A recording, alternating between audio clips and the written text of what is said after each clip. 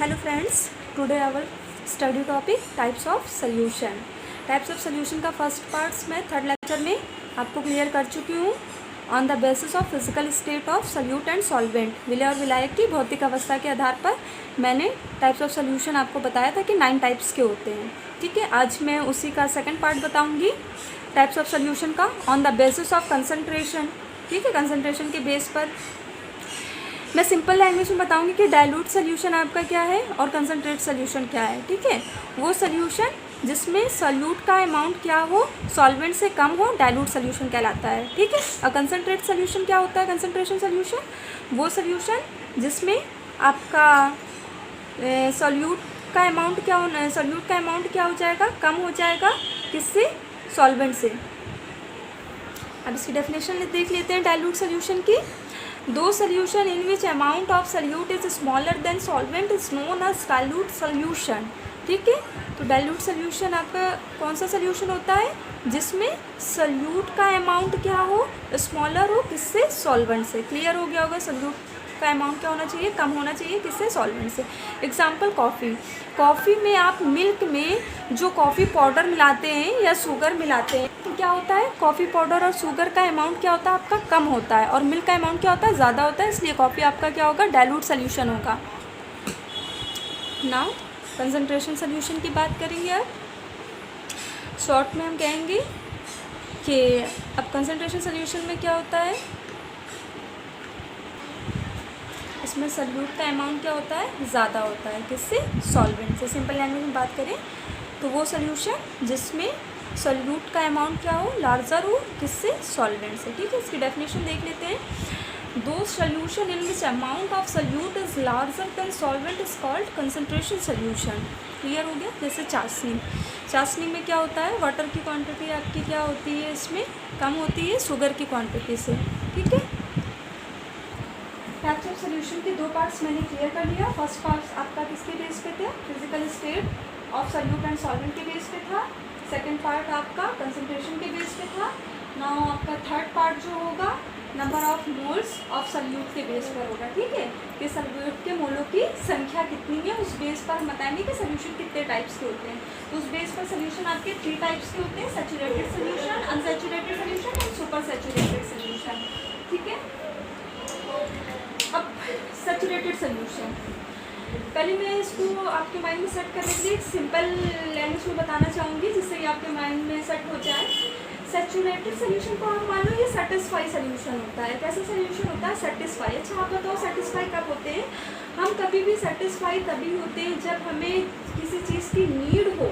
जिस चीज़ की नीड हो वो चीज़ हमें उतनी मिल रही हो, प्रॉपरली मिल रही हो, अच्छे से मिल रही हो, तो हम क्या हो जाएंगे? सेटिस्फाई हो जाएंगे। ठीक है, फॉर एग्जाम्पल अगर आपको 2 रोटी की भूख है और आपको 2 रोटी मिल रही है तो आप क्या हो जाएंगे? सेटिस्फाई हो जाएंगे। लेकिन अगर वही आपको 2 रोटी से कम मिल रही है या 2 रोटी से ज़्यादा आपको खाना पड़ रहा है, आपको 2 ही रोटी की भूख है और आपको 4-5 रोटी खानी पड़ रही है, या आपको 2 रोटी की भूख है आपको 1 रोटी खानी पड़ रही है, तो आप सेटिस्फाई नहीं होंगे। 1 रोटी खाओगे कैसे सेटिस्फाई होगा? आपको तो और भूख लगी होगी और ज़बरदस्ती ज़्यादा खिलाया जाएगा तब भी आप सेटिस्फाई नहीं हो सकते। क्लियर हो गया?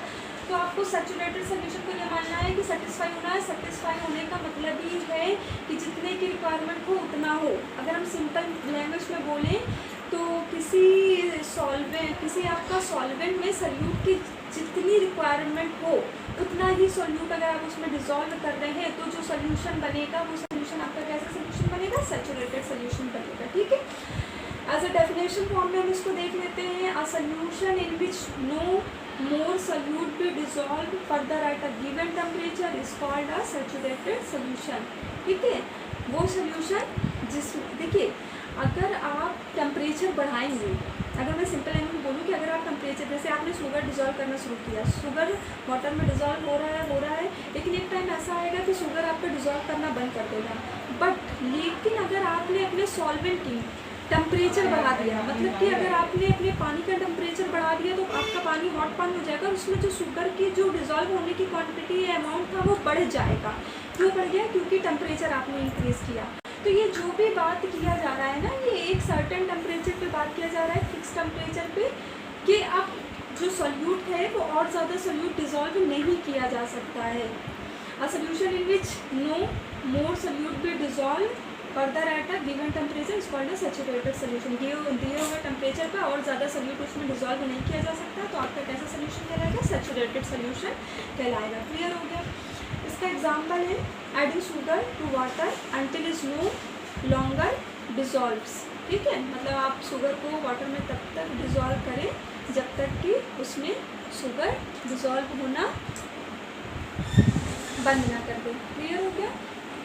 तो ये कैसा सोल्यूशन क्रिएट करता है, create a saturated solution. Now second, unsaturated solution.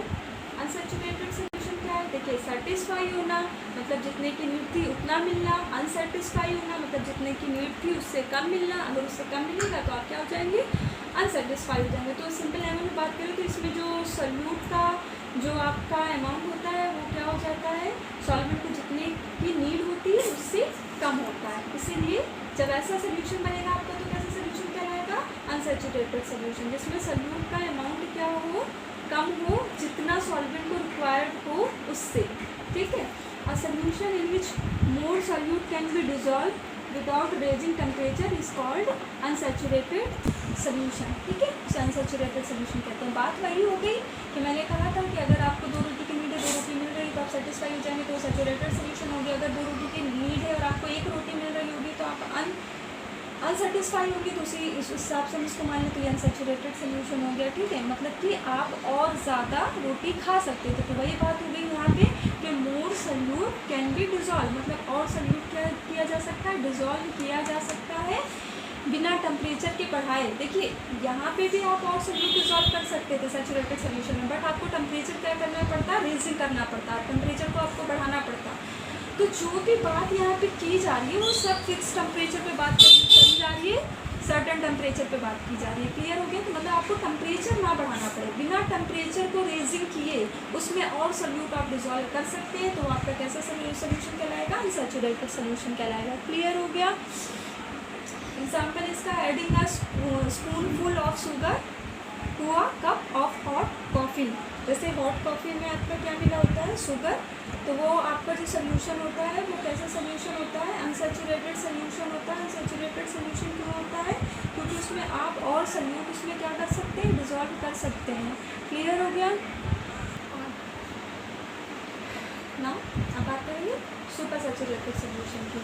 तो सिंपल लैंग्वेज में बात करेंगे, ये तीनों पर जो मैंने जो भी बताया है सब किस पे बताया है, सर्टेन टेम्परेचर पे बताया है, निश्चित ताप पे बताया है। ठीक है, तो ये भी सर्टेन टेम्परेचर पे बात करेंगे।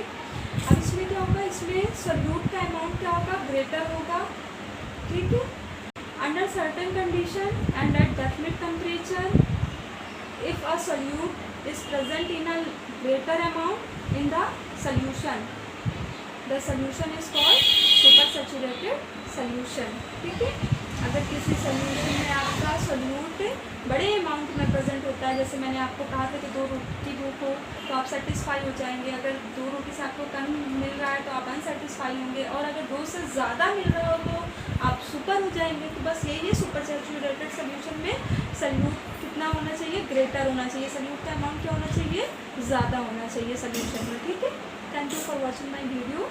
मेरा 4th लेक्चर आपको मेरा 5th लेक्चर आपको नेक्स्ट